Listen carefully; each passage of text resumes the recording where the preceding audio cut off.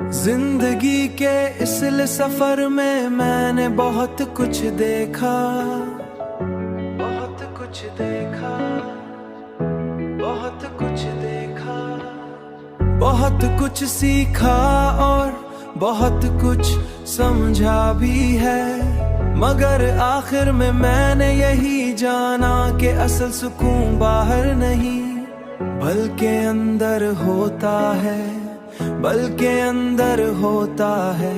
तुम्हारी याद अब मेरे लिए एक रास्ता बन चुकी है, एक ऐसा रास्ता जो मुझे हर दिन अपने रब के करीब ले जाता है, जाता है।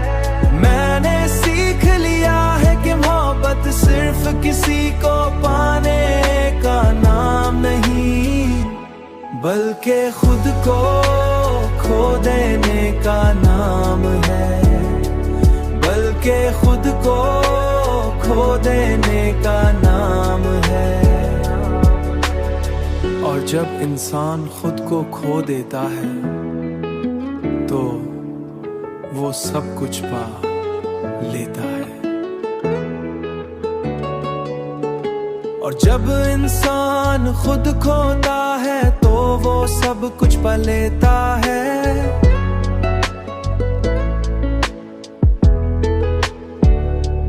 ओ यही वो मकाम है जहां इंसान अपनी असल हकीकत को पहचानता है।